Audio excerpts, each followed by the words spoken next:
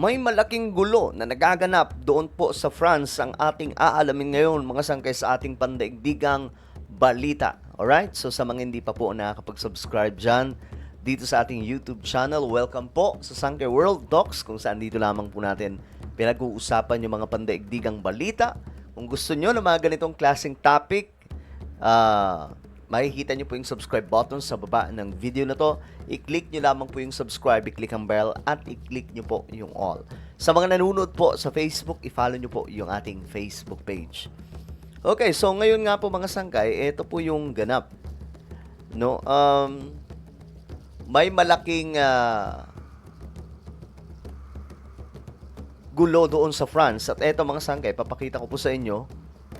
May mga nagpo-post nga po, sabi dito, Paris has been conquered by third world invaders. O, tingnan po ninyo mga sangkay. Yung mga sasakyan, akala mo, nilindol o binaha ang lugar na ito. Grabe yung gulo doon sa France ngayon mga sangkay. So sa Paris po ito. Grabe. Oh my goodness.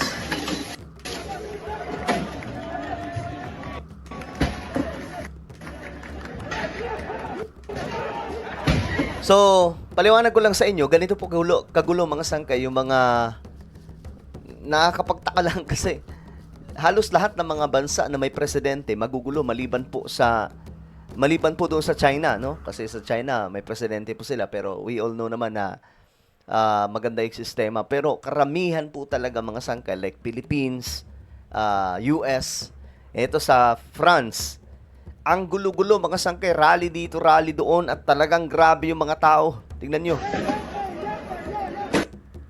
So ayan, akala mo nilusob po ng mga alien yung lugar na to mga sangkay, parang may invasion po na naganap. Pero ito po ay kilos protesta daw po doon. At ito nga po yung balita mga sangkay, over 700 na mga kasama po dito sa mga nanggulo ay kinulong sa France. After na po ito ng PSG's Champions League victory celebrations. So bakit ganun? Celebrations man sana ito, pero bakit nagkaroon po ng ganito? Ngayon, no? Jubilant celebrations turned into rioting and clashes with police after the streets of Paris were overtaken by joyous PSG fans celebrating their club's victory in So nagse-celebrate sila until eto na po ang nangyari. the Champions League final. 22,000 police officers were deployed across France in attempts to manage crowds. Most of the fans are well-meaning, but alongside them there are also individuals with very malicious intentions and don't hesitate to shoot firecrackers at our colleagues or attack them directly. Grabe, oh. Police in the Celebration to guys, ha? Celebrations po ito ng itong PSG's Champions League victory. Sabi nga po dito, a second Champions League trophy for Paris Saint-Germain. But an evening marred by riots in the French capital and 15 other cities across the country. So, hindi lamang po doon sa capital city ng French or na France, kundi maging sa 15 pa na mga syudad ng bansang ito. Pambihira mga sangkay. capital appeared overwhelmed by the chaos. I went to Champs-Élysées for the victory Mas of magulo PSG, pa po ito sa Pilipinas. but we all got tear gassed. They didn't try to know who we were, what we did. Everybody was tear gassed. Fans with flares briefly took over the main ring road that surrounds Grabe, oh. Paris, bringing traffic to a standstill.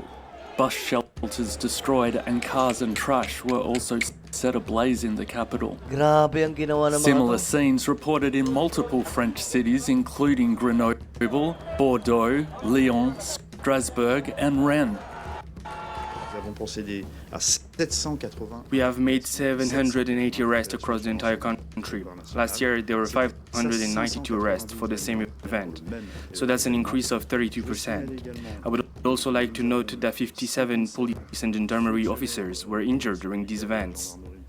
Qui ont été blessés dans ces événements. Grabe itong nangyayari. Alam nyo, lahat po talaga ng bansa na may sistemang pagka ang sistema nila mga sangkay, halimbawa may presidente, ewan ko nakapagtataka lang po. Kasi lahat po ng mga bansang may presidente halos magugulo. 'Di ba? Amerika, Pilipinas, at marami pang mga bansa, mga sangkay dito sa ating mundo na may mga presidente. Pero yung may mga prime minister, like Japan, Singapore, at marami pang mga bansa sa Europe na parliamentary system, na may mga prime minister, hindi po ganito kagulo mga sangkay. Maayos. More than 200 people were seriously injured during last night's clash. Grabe. O ito. Ito pa mga sangkay oh. Ah, grabe. Pulis to oh.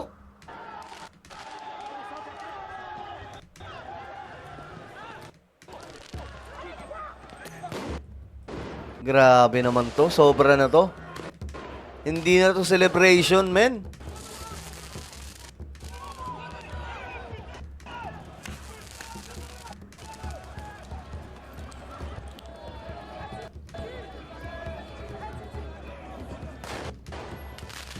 Grabe, lumalaban sila sa mga pulis.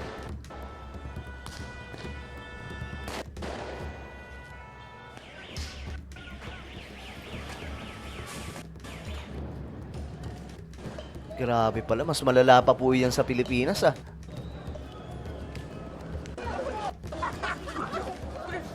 Tumatawa pa sila talaga.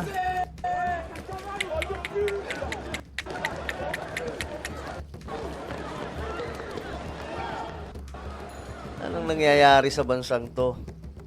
O ito, pakinggan mo natin. Umabot na sa 780 ang inaresto habang 219 naman ang nasugatan matapos ang kaguluhang sumiklab sa iba't ibang bahagi ng France. Kasunod ng panalo ng Paris Saint-Germain sa UEFA Champions League. Ayon sa mga otoridad, kabilang sa mga nasugatan ang 57 pulis habang 8 ang nagtamo ng malulubhang pinsala sa serye ng sagupaan sa pagitan ng mga taga-suporta at pulisya. Nagdulot din ng pagkaantala sa operasyon ng mga bus. Grabe oh. Parang sa Pilipinas lang din to oh, yung stoplight. Inaalog nila. Tren at iba pang transportasyon sa Paris ang mga pagdiriwang na nauwi sa karahasan at vandalism. Grabe. Iniimbestigahan naman ng mga otoridad ang pagkamatay ng isang 24 anyos na lalaki malapit sa Ring Road ng Paris na sinubukang harangan ng mga nagkakagulong grupo. Sa kabila nito, itinuloy pa rin ang victory parade ng PSG sa paligid ng Eiffel Tower sa ilalim ng mahigpit na seguridad ng libo-libong pulis. Grabe itong nangyayari doon sa France, mga sangkay. So, ayan po, ano po ang inyong opinion? Mas malala pa po ito sa Pilipinas, guys. Pambira, comment down below. Meron tayong YouTube channel. Ito po ay Sangkay Revelation. Guys, isubscribe nyo po ito mga sangkay, no?